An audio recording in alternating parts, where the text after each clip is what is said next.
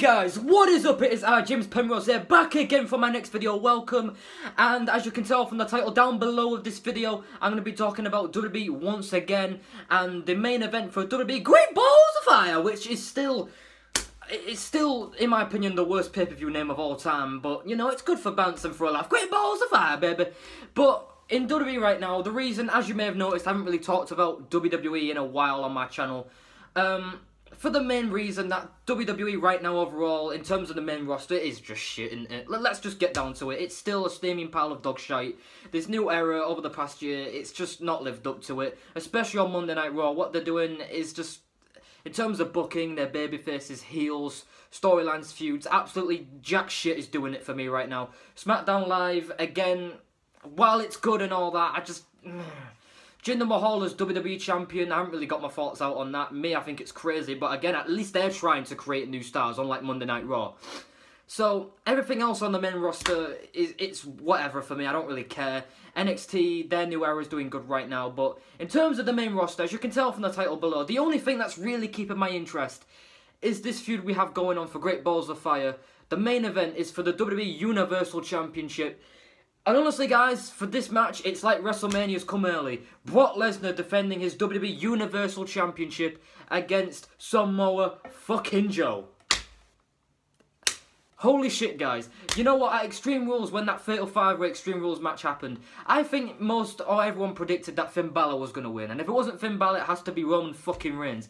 But for once, it turned out that WWE completely swerved the fans and they gave it to Samoa Joe.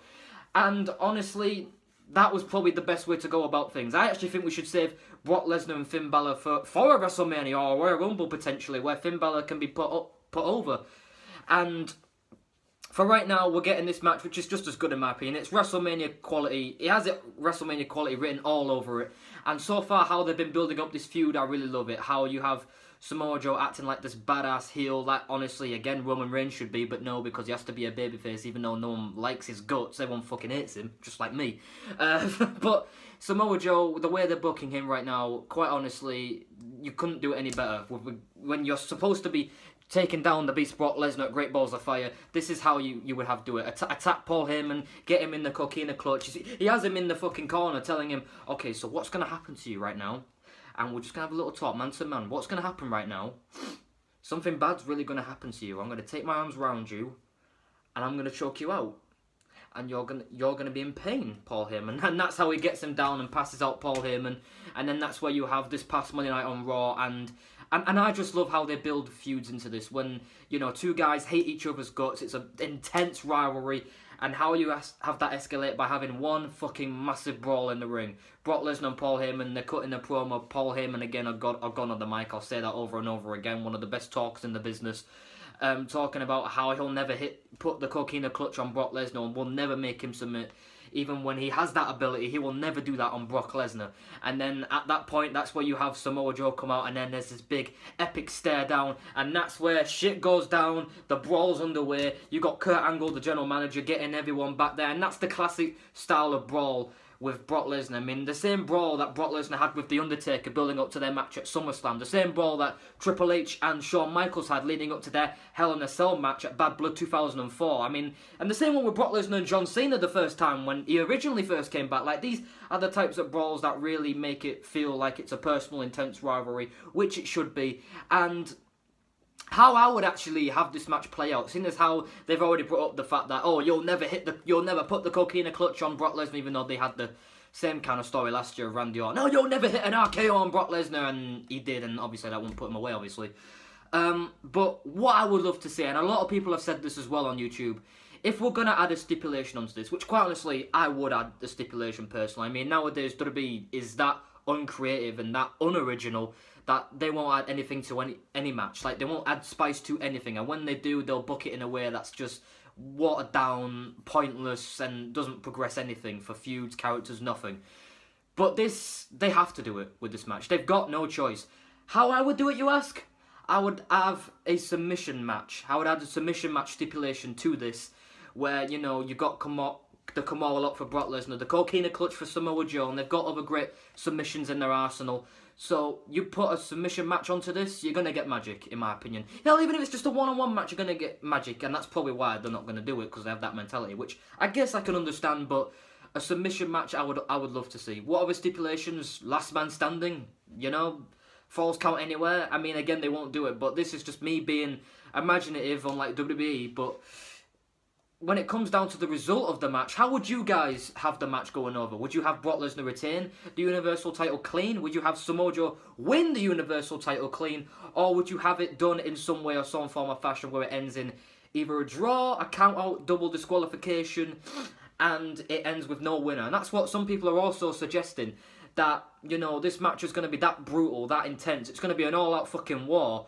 Does there really need to be a clear winner in this match?